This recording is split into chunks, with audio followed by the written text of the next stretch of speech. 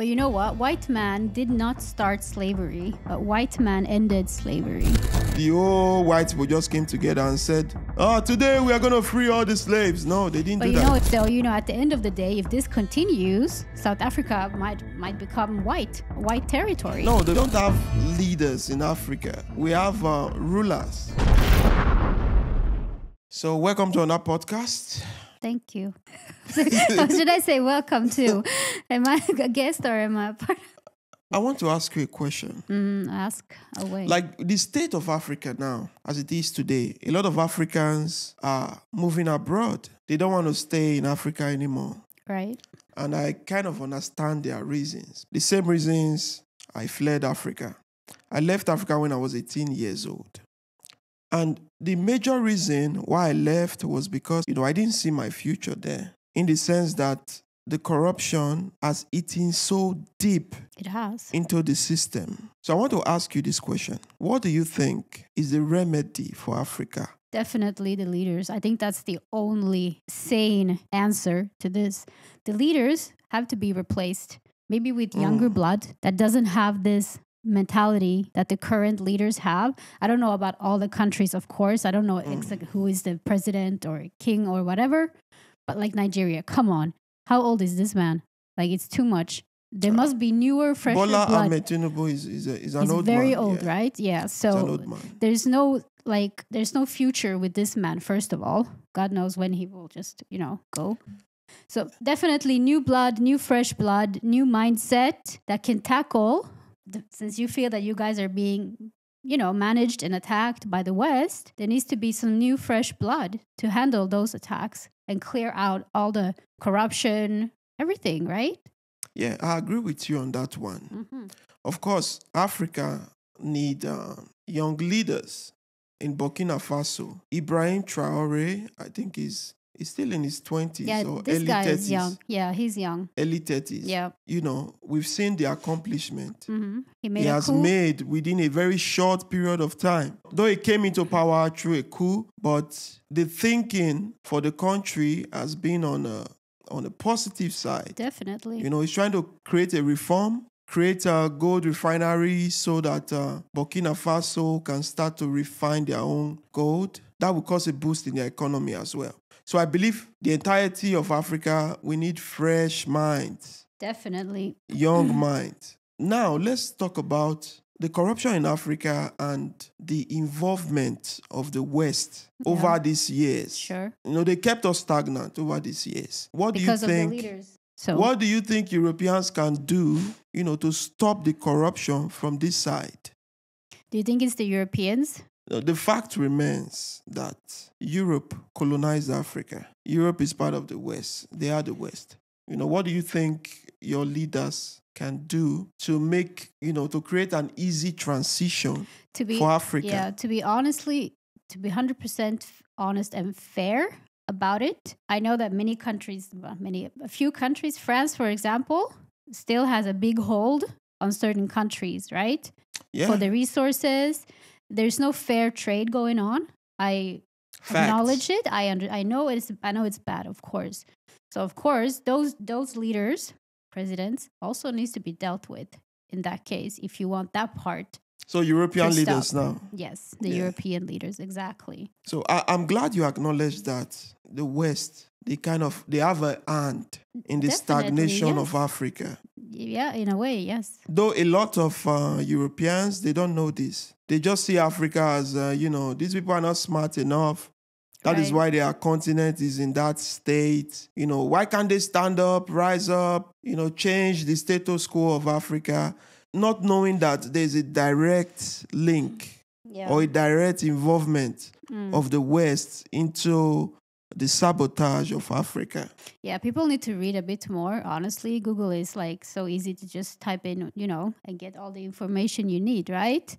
Facts. But I don't think all the migrants that are coming now from Africa, that's not going to help anything. If you leave all the countries and come to Europe, then, how is that going to solve anything? That's true. It's not going to solve the issues. But don't you think that is going to create awareness? It will make Europe more close to the problem in Africa, the problem that they have caused in Africa. Right. Because if Africans just sit back at home and suffer, starve to death, or, just stay helpless, who is going to shed light on the situation? That's true, of course. I mean, the more people emigrate and then migrate, of course, it will shed a lot of light upon these issues.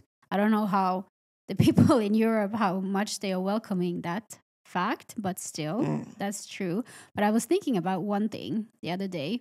With all the migrants that are coming from Africa, how come it's never tribal men, like those that live in, like the Maasai, for example? You don't hear anything from them. They don't seem to have any issues with anything. They just live about their lives, They have their cattle, their farms, they do their dancing.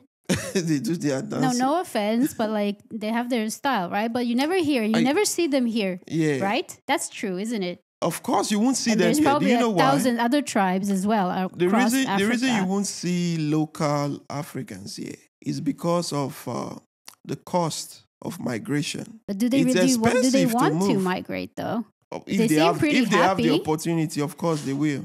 Of course they will. No one wants to be in a situation of hardship. Yeah, but imagine these people. Let's say you're, I don't know. I'm not gonna say Maasai, but let's say just like a very tribal person. You were born into this tribe on this farm. You do your daily duties, chores, and this has been going on for generations. That person might not be affected by what's going on in the country per se, right? So maybe they don't feel the need like you, that felt the hardship in a different way, that grew up in one way and then it changed. But for them, it never changed. You kind of have a point there because most people that are educated, that do go to school and so you're saying they're not educated? No, they were not raised in a cultural or a village part of Africa. Yeah. They actually went to school, graduated, they have their certificate. Of course, they are going to look for a better opportunity. Yeah. Which Africa is not offering them right now,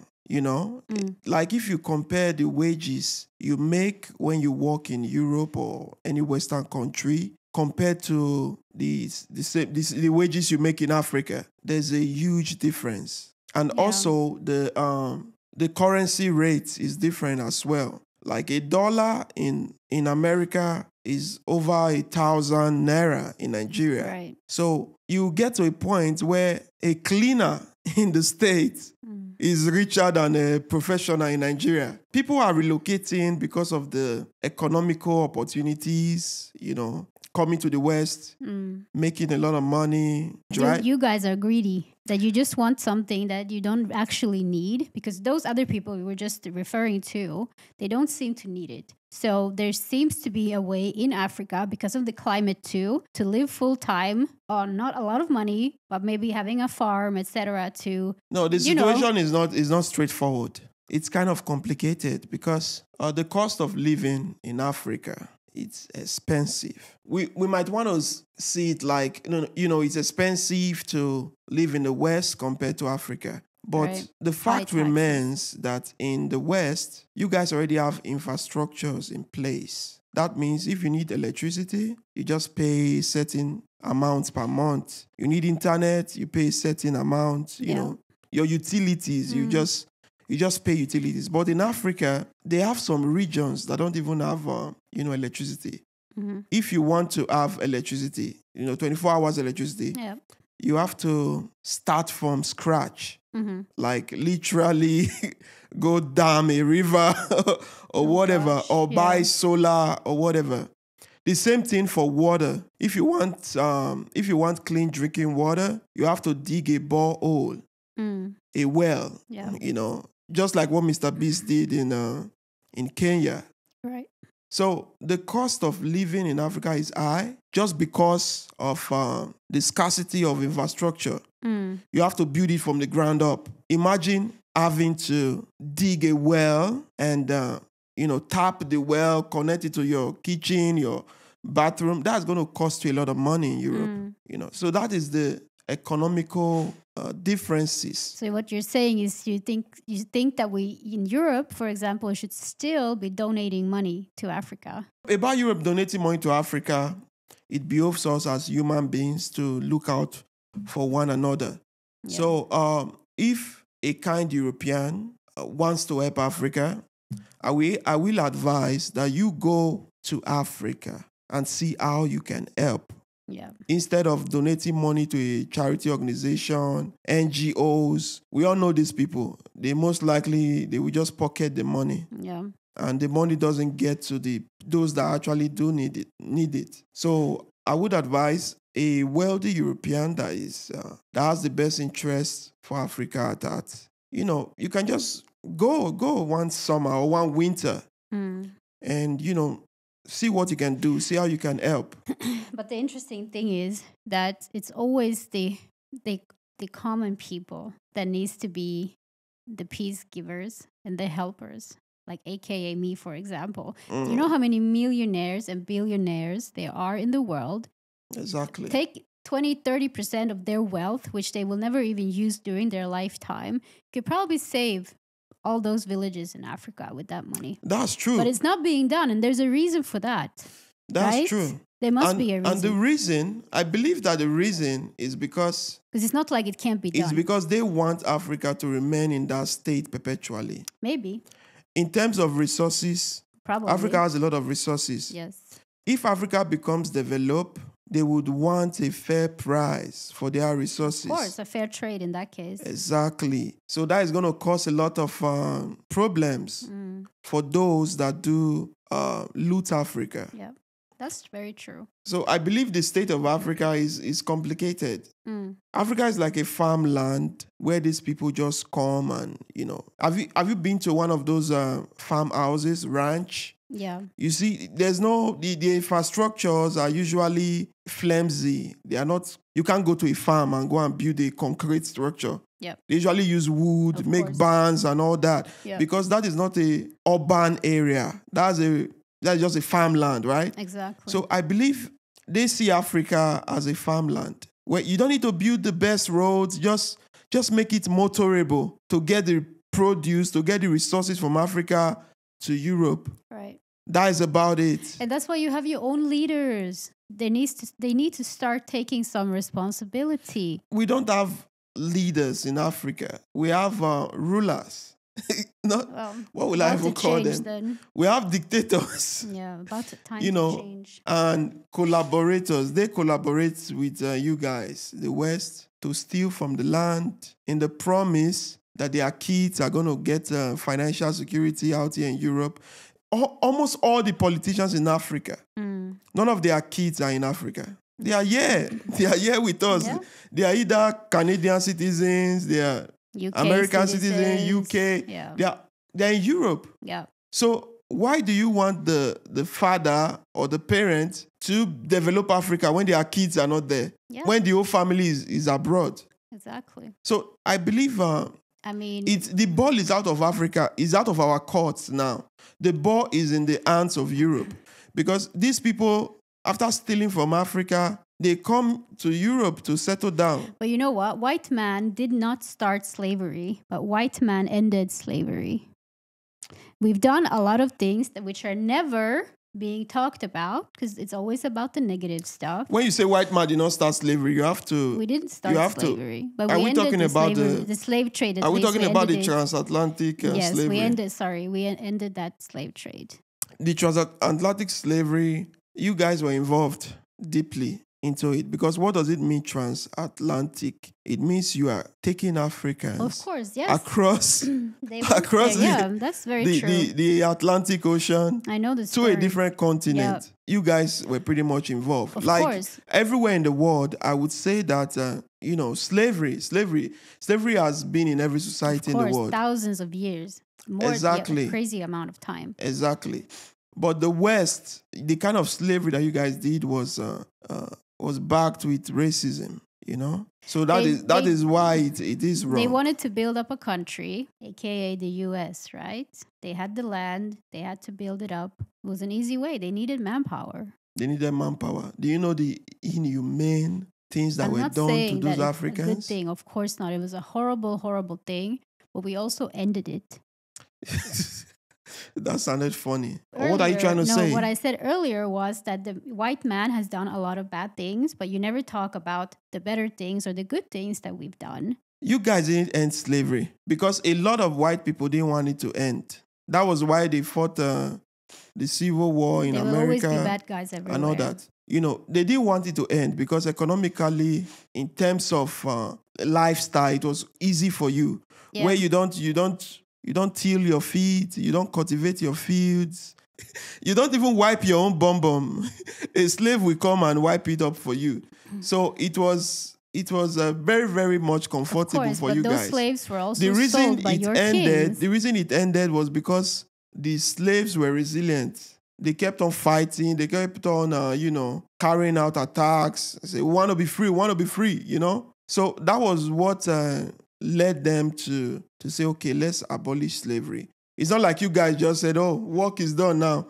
Now you guys can be free. So we, the white men, we ended slavery. To their senses, it wasn't like that. They never came to their senses. It just happened. Slavery just fizzled out little by little by little. It's not like the old white people just came together and said, oh, today we are going to free all the slaves. No, they didn't do that. But it might not have even happened if your kings didn't sell them in the first place. Africans were not sold. Many of them were. Some of them were not sold because I think Ghana, kings, Nigeria, they sold. Like when you said the kings, you are trying to say the king just came up and said, oh, go contact the white. No, they made a trade, I think. The king came up and said, oh, go contact the white men.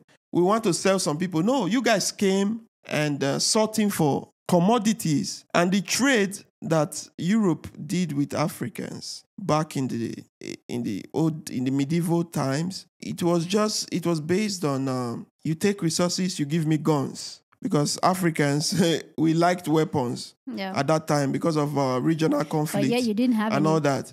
So we give you resources, you give us weapons. Yeah. Then the white men came with the demand. Instead of resources, which we don't need it at this point in time, can we get some of the other community? Then the king will be like, oh, how many guns are you going to give me if I get the other community? Say, don't worry, we'll give you a lot of guns you need, even to carry out the attack on the communities. Right. So the kings will be like, okay, give me guns. They take the guns, they go attack the other community, capture slaves, and pay the white man with the slaves. Then the white man goes to another community again and say, go attack this other community, I'll give you guns. So, oh, guns. So the same thing repeated itself. It's not like the African kings just sat down and said, oh, today we want to start selling our people. Yeah. It never happened that way. It was based on trade and based on deception. But still, it doesn't matter how it came about.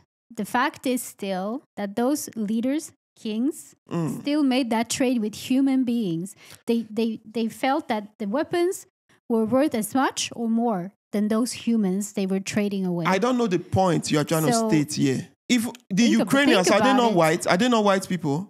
The Polish people, are they not white people? They're white. They were sold into slavery to the Arabs. So are you going to say, white people, why will you not sell your fellow white people? No, you are trying to put it as if Africa is a tiny country. Africa is a continent. It's the second largest continent in the freaking world. Right. So you can't say... that still traded humans for weapons. You guys traded humans for food. Now we're talking about Africa, and I'm just stating a fact that's how the slave trade started there. Look. Like I told you, Africa is the second largest continent, right? So if, let me say, Finland, the Finnish king was given ammunition to fortify his empire, but all he needed to do was to come to Sweden and capture some Swedish slave. Yeah. And give it to the Moors. Give those slaves to the Moors. Which they probably did back in the day. Finnish people, they would do it. Yeah, of course, they want to consolidate their empire. Too. Especially if the said country or the said community that you are asked to go attack, especially if they are your blood or long-time enemies. Yeah. These communities, they are attacking you anyway, but now you are getting help from the white man to say, go attack that community, and when you are done, you will just sell them to me. Yeah. And you will get more guns to further protect your community. Of course, everybody is going to do that. This is not 2024. Yeah. This is the medieval times. Of course. And exactly. Even before that, during the Viking times, this happened a lot. And the fact remains that in that time, Africa wasn't stratified, wasn't broken into tiny bits of countries. Yeah. at that time. Africa was like, we had kingdoms and empires. Different tribes. Exactly. And I'm sure they are not more than 20 in the whole of Africa. But now, Africa has a lot of countries, a lot of communities. Because of colonization. Exactly, because of colonization. What did colonization do to Africa? Colonization broke down Africa into tiny bits. So it's easy to access the resources. It's easy to control the people. It's easy to turn one side against the other side. You know, if you truly want to break people up, you truly want to enslave people for a long time, control them for a long time, divide them. Yeah. Either strategic. by the more the division, the easier it is to control these people. Yeah. Bring in religion. Divide them by religion. Yeah, religion is big. Divide them by culture. Yeah. Divide them by ethnicity. Divide them by race. Divide them by language. Divide them by, just divide them.